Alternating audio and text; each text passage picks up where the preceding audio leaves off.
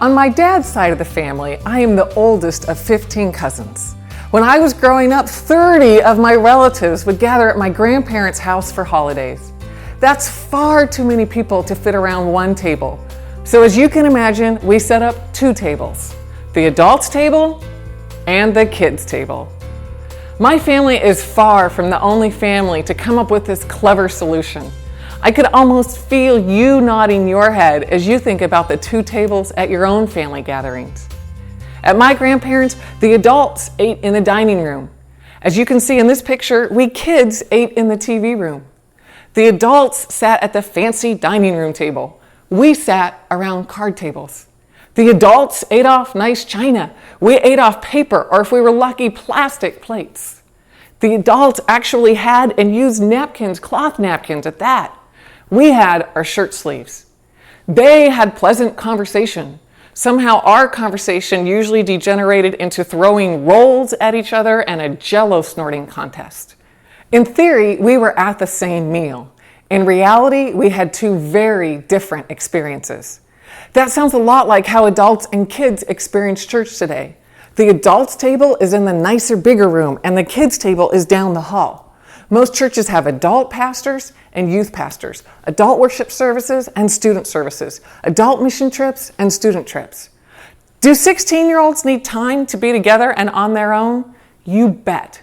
As one youth leader told me, the average 16-year-old doesn't want to talk about masturbation with grandma in the room. And neither does grandma, so that's a nice win-win. But one of my mantras is that balance is something we swing through on our way to the other extreme. And I'm afraid that's exactly what's happened here. In our effort to offer relevant and developmentally appropriate teaching, we have segregated kids, and I do not use that verb lightly, but we have segregated kids from the rest of the church. And that segregation is causing kids to shelve their faith.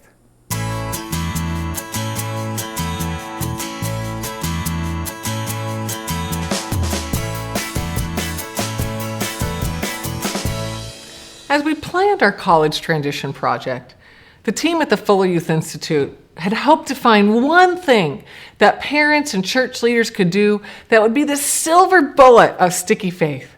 We had hoped to find one element of kids' church involvement, whether it be Bible study, small groups, mentoring, justice work, that would be significantly related to higher faith maturity, head and shoulders above the rest. We haven't found that silver bullet. Studying scripture, small groups, mentoring, retreats, justice work, and a host of other ministry activities are all really important.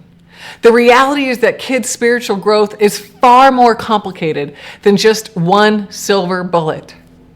The closest our research has come to that definitive silver bullet is this sticky finding. High school and college students who attend church-wide worship services and have intergenerational relationships tend to have more sticky faith. Yes, being involved in intergenerational worship and connections can help instill more lasting faith. It's not just sitting shoulder to shoulder in the same pew that makes a difference.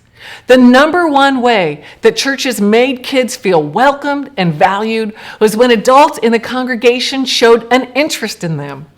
More than any single program or event, kids were far more likely to feel like a significant part of their church when adults made the effort to get to know them. My friend and colleague Chap Clark says a lot of brilliant things, but I think perhaps his most brilliant insight in the last few years is that we need to reverse the ministry adult to kid ratio. What does he mean? Many children's and youth ministries say that they want to have a 1-to-5 ratio of adults to kids. By that, they mean they want one adult for every 5 kids in their Sunday school classes or small groups. Well, what if we reverse that? What if we said we want a 5-to-1 adult to kid ratio, meaning 5 adults are caring for each kid, including yours? We're not talking about 5 Sunday school teachers or 5 small group leaders. We're also not talking about 5 adults to whom you outsource the spiritual, emotional, social, and intellectual development of your kids. We're talking about 5 adults who you recruit to invest in your kids in little, medium, and big ways. This sort of sticky social web doesn't happen by accident. As with most aspects of parenting, we have to be intentional. Just as the spider meticulously creates its web, so we must devote significant time and energy to surrounding our children with intergenerational relationships. In session 2, you heard Marcy describe the power of intergenerational community in shaping her kids' identity. We wanted to give you a chance to hear more from another member of that same small group, to give you a fuller picture for the way that both we and our kids benefit from intergenerational relationships. Covenant Group became a priority because Covenant Group was a priority.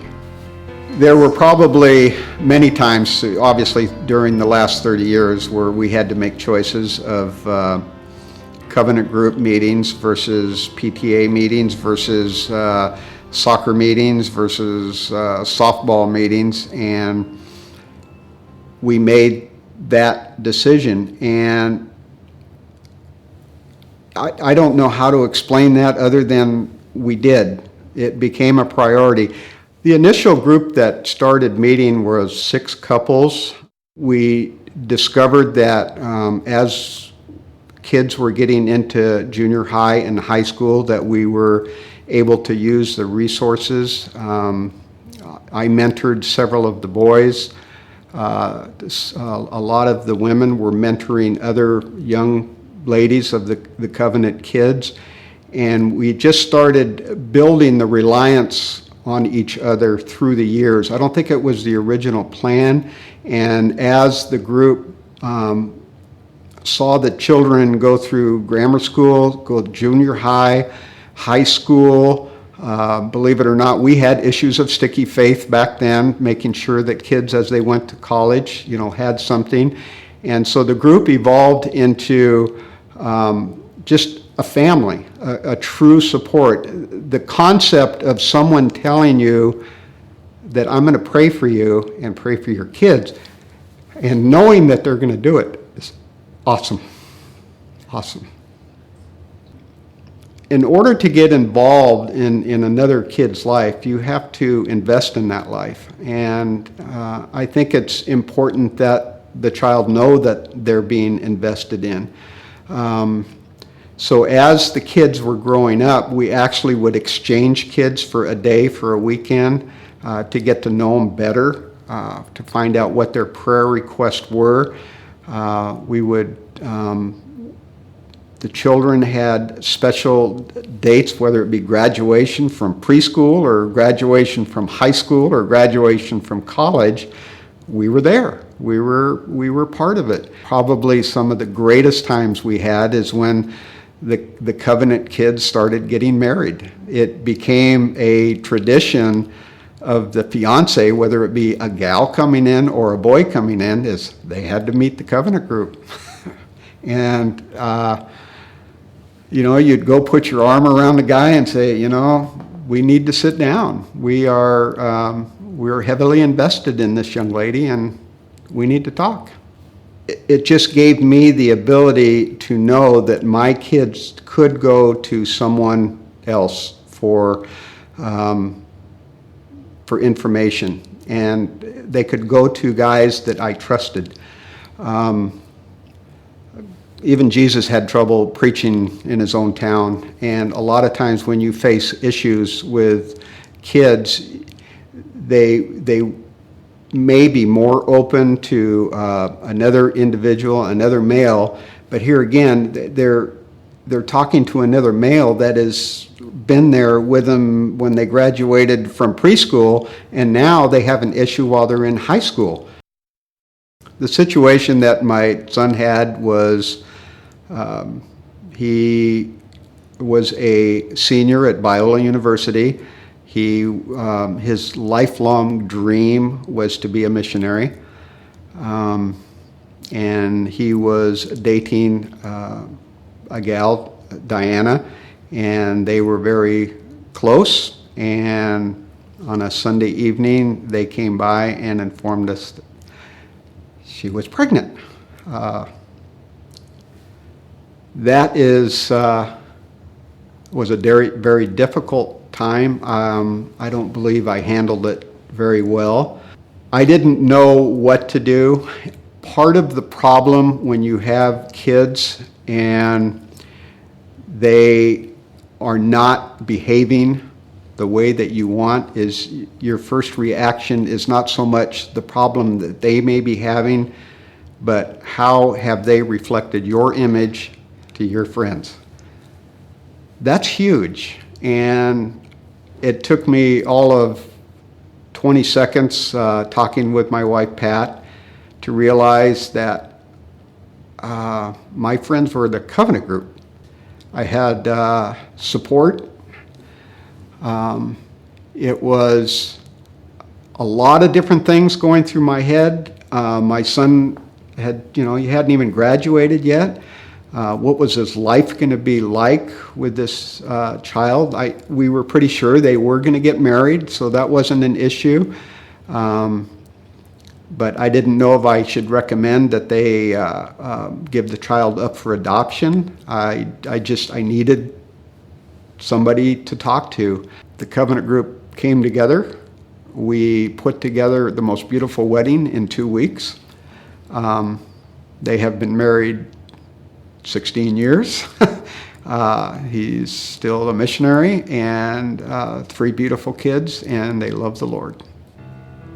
It was beautiful to see how much they did support Matt and I, because when I asked Matt about how he felt during that time, and he says it was family. My family came around me. It was the covenant kids were my cousins. Can you imagine what our country would be like if every single kid experienced just 50% of the kind of adult support we just heard about? Our nation would be radically different. Thanks to our Sticky Faith research, my husband Dave and I decided to start an intergenerational group ourselves. We invited 3 families to join. One that was in our life stage, one that's younger with a newborn, and one couple who is in their 60s and has mentored us since we were engaged. We meet together every few weeks. The first hour or 2 of our time is devoted to dinner together. The second half of our meeting is focused on whichever book, or more recently, half of a book, or maybe even just a chapter, we read for that meeting. When possible, we choose books that revolve around topics that our kids can discuss with us for at least a few minutes before they peel off to another part of our house. The group would not be the same without the young family just starting to navigate parenthood.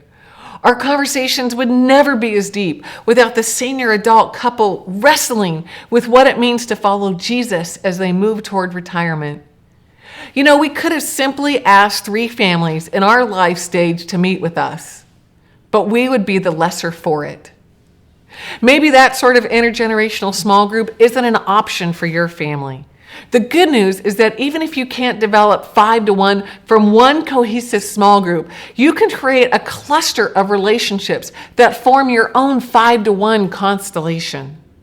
Those mentors are often able to speak into your kids' lives in a way that you cannot as their parent.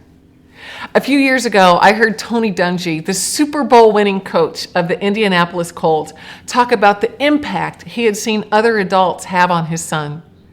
Tony's high school son was playing football, so every day after school, his son had 3 hours of football practice. Tony knew the energy that both school and football sucked out of his son, so Tony urged his son to have more than sugared cereal for breakfast. The son refused, saying that cereal was all he needed. Tony tried to convince his son that he needed more fuel for football, but his son blew off his advice every time. One morning, Tony's son woke up early and stumbled into the kitchen. The son made himself a large breakfast of bacon and eggs. Tony was tickled that his son had finally heeded his advice. He couldn't resist mentioning to his son, "So, I see you're having a bigger breakfast today." And Tony was hoping to hear back from his son, "Yeah, Dad, I'm finally doing what you suggested." But instead, the son replied groggily, "Yeah, the coach at my school said I should." Here this high school kid was living with one of the most respected NFL coaches in the nation. But since that coach happened to be his dad, he refused to heed his suggestions. It was the coach at the high school who finally got through. All of our kids need other mentors to affirm and guide them. Maybe you go out of your way to encourage your child's teacher or small group leader or Sunday school teacher. Perhaps you invite them over for dinner or dessert with your family. Or perhaps your family invites your neighbors to go on a walk or throw a football in your front yard. Or maybe you schedule regular video calls with adult friends and relatives around the country so your kids feel connected across the miles. Some parents, realizing that the adults they know, trust, and respect are too busy to meet regularly with their teenage children, seek less intense, sticky 5-to-1 relationships. One mom I know detests gardening, but her teenage daughter loves it. This mom wisely invited one of the women in her church to take her daughter shopping for flower bulbs. Then the two plant them together, and they do this a few times each year. For those of us involved with a local church, that church can be a hotbed of 5-to-1 relationships. But as with your own family, 5-to-1 won't happen at your church by accident. Your church will need to be intentional in its planning and programming. The good news is that as your church moves its programs toward 5-to-1, you don't have to start from scratch. Your children's ministry, your youth ministry, and your church are already hosting events that with a bit of planning and some broader invitations could easily become more intergenerational. Perhaps if your adult Sunday school class is going to serve food to those who are homeless, you could invite the middle school kids to join you. Or if you're a mom, you can encourage your daughter's friends and their moms to join you and your daughter at the upcoming Saturday women's tea. Or if you're a dad, you can invite your son's friends and their dads to join you and your son at the men's annual steak fry. Whatever that is. Does it literally mean men fry steaks? I've never understood that. I've never been to one. The bottom line is that if your church plans ahead, you can capitalize on momentum from existing events instead of starting from scratch. As you look at your church's calendar, consider ways to be a voice, either loud or more subtle, for change toward more intergenerational connections that build sticky faith. Many of the churches and families we know who are best at using 5-to-1 to move away from the adults and kids table dichotomy use service or justice work as a springboard. When you're painting a wall or feeding someone who's homeless, the barriers or awkwardness of age differences quickly fall away. One church decided to display a one-time powerful and sticky image of how kids can and should be involved through intergenerational worship. One Sunday during worship music, the regular worship team, comprised solely of adults, began singing and playing their instruments just like normal. Suddenly, a teenager came forward from the audience and tapped the shoulder of the guitarist standing at the center of the stage. By the way, you can tell I don't play guitar. The kid held out both his hands, and the adult musician handed his guitar to the kid. That adult then walked off the platform, and the kid started playing guitar. A few moments later, another kid came from the other side of the platform and tapped the adult drummer on his shoulder. I also don't play drums. The same thing happened. The adult drummer stood up, handed his drumsticks to the kids, and walked off the stage. The kid resumed drumming. Within a few minutes, kids had stepped up to the platform and taken the places of the bass player, keyboardist, and lead singer. What had been a 100% adult worship team became a 100% student worship team. Regardless of their age, all members of the congregation were swept up in a new spirit of enthusiastic worship. Then the senior pastor stood up to preach. After a few minutes, a voice from backstage yelled, "If you're serious about involving us, we have to go all the way." From backstage, a teenager appeared, walked up to the senior pastor, and tapped the senior pastor's shoulder.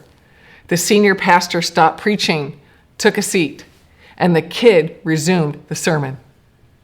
There's something so powerful and beautiful about that sticky imagery. We're so used to kids being segregated off in the youth room or in their Sunday school class. Then when we get glimpses of kids being involved in the full church, we know it's right. We know it contributes to sticky faith. About half the time I share the importance of intergenerational relationships and worship with parents, I get asked, should I make my kid go to church? Believe me, as much as I am an advocate for intergenerational worship, I'm not naive about how lots of teenagers feel about sitting through church. I felt that way a fair amount myself as a kid. This is a tough question, one I wish we could discuss over coffee so I could ask more questions about your kids and your family. But not knowing your specific family, let me say this.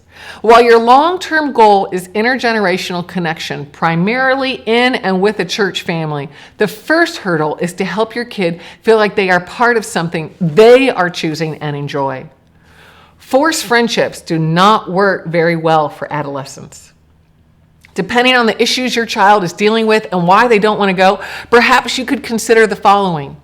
First, make sure your kids know that as important as church is to you as the parent, you respect their desire not to go. At the same time, let them know that being a part of God's family is an important part of your family's life. Second, find ways to connect your child to Christian friends in casual or organic settings. As these intentional relationships develop, your child will have a greater internal incentive to get involved. Usually, when kids don't want to go to church, is because they don't feel like they have friends there.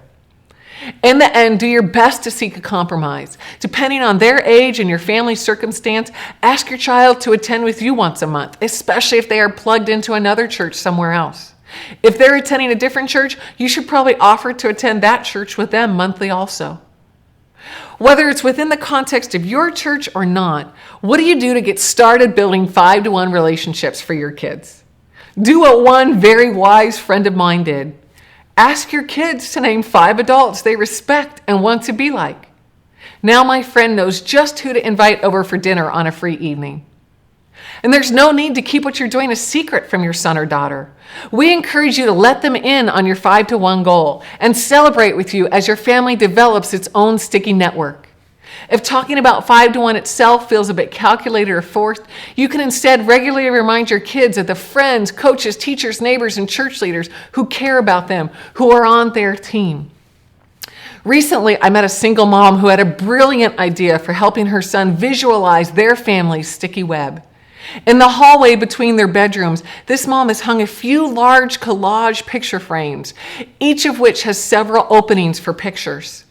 As her son over the years has built a relationship with an adult, especially a man, she's taken a picture of her son with that adult. So there's that 3rd grade Sunday school teacher. Click, she takes a picture. There's that Boy Scout leader. Click, she takes a picture. There's that helpful neighbor. Click, she takes a picture. Then she places those pictures in her frames to remind both her and her son of the amazing adults already surrounding her family. She told me that she loves that there are empty slots still in the frames because they remind her and her son that there are still more 5-to-1 relationships to come. That mom is moving away from the kids' table and the adults' table. She's figuring out how to let her son know about all the fantastic adults who know and care about him. Cheers to that sticky faith mom, and cheers to you as you take baby steps or large leaps to surround your kids with adults who care about them and can point them to the God who cares about them even more.